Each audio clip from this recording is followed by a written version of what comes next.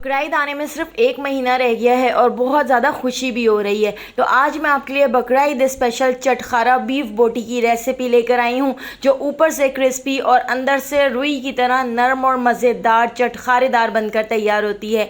तो चलिए इस मज़ेदार सी रेसिपी को देख लेते हैं। तो चटखारा बोटी बनाने के लिए मैंने यहाँ पर 1 किलो बीफ की बोटियाँ ले ली हैं और आप देख सकते हैं इस तरह से मैंने छोटे छोटे से क्यूब्स में इन बोटियों को कट कर लिया है।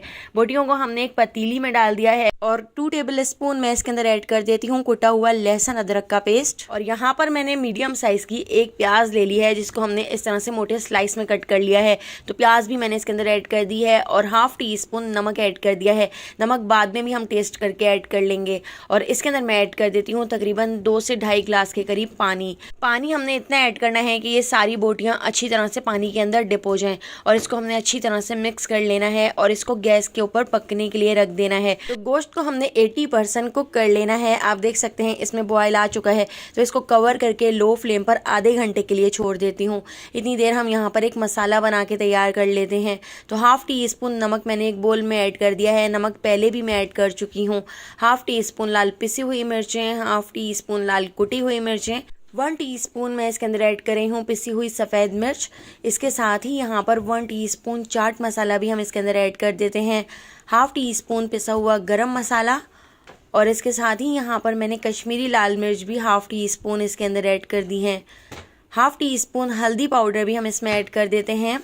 1/2 टीस्पून मैंने यहाँ पर काला नमक ले लिया है, तो काला नमक भी आप ज़रूर ऐड कीजिएगा। 1/2 टीस्पून अजवाइन ऐड कर दी है और यहाँ पर मैंने ले लिया है भुना कुटा ज़ीरा।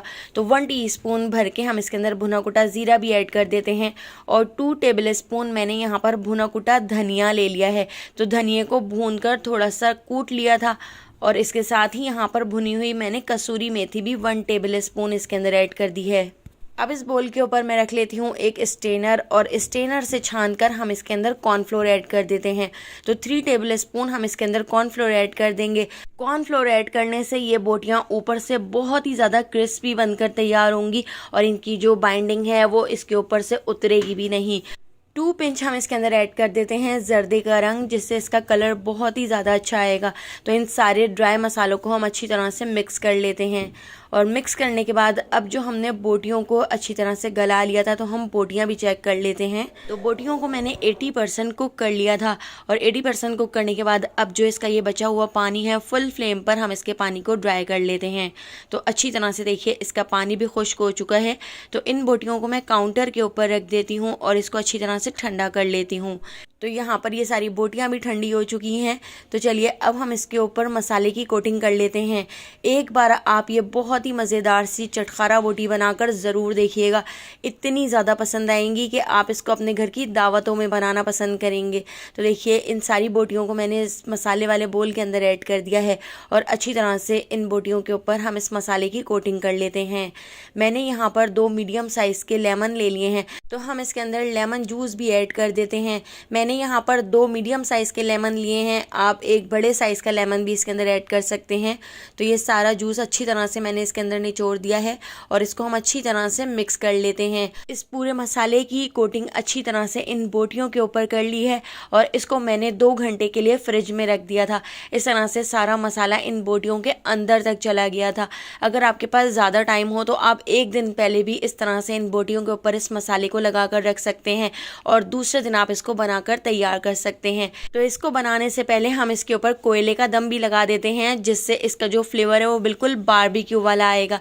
तो देखिए यहाँ पर मैंने कोयले को अच्छी तरह से गर्म करके इसके ऊपर रख दिया है और इसके ऊपर अच्छी तरह से हमने कोयले का दम लगा दिया है। और अब हमने इन बोटियों को फ्राई कर लेना है। तो ऑयल को मैंने कढ़ाई में डालकर गरम कर लिया था और अब हम ये सारी बोटियां इस तरह से ऑयल में डाल देते हैं। तो 3 राउंड करके मैंने इन बोटियों को फ्राई कर लिया था। बहुत ही अच्छा सा गोल्डन सा कलर आने तक हम इनको फ्राई कर लेते हैं। इस तरह से हमारी जो बोटियाँ हैं वो अंदर तक अच्छी तरह से गल जाएंगी और ऊपर से क्रिस्पी हो जाएंगी और बहुत ही अच्छा सा कलर भी आ जाएगा। तो देखिए यहाँ पर हमारी बोटियाँ फ्राई हो चुकी हैं। तो इन बोटियों को मैं इस तरह से एक स्ट्रेनर में निकाल लेती हूँ और इसको ऑयल को हम अच्छी तरह से झाड़ लेते हैं। तो एक बार आप अपने घर में ये बहुत ही मज़ेदार सी चटखारा बोटी बनाकर ज़रूर देखिएगा, आपको बहुत पसंद आने वाली हैं। तो अगर आपको ये मज़ेदार सी रेसिपी पसंद आई हो तो लाइक, शेयर और सब्सक्राइब करना बिल्कुल भी मत भूलिएगा और बेल आइकन के नोटिफिकेशन को ज़रूर ऑन कीजिएगा, क्योंकि डेली मैं आपके लिए बहुत ही मज़ेदार सी रेसिपीज़ लेकर आती हूँ। तो उन सारी रेसिपीज़ का नोटिफिकेशन भी आपको फ़ौरन मिल सकेगा और आप मेरी सारी वीडियोज़ वॉच कर सकेंगे।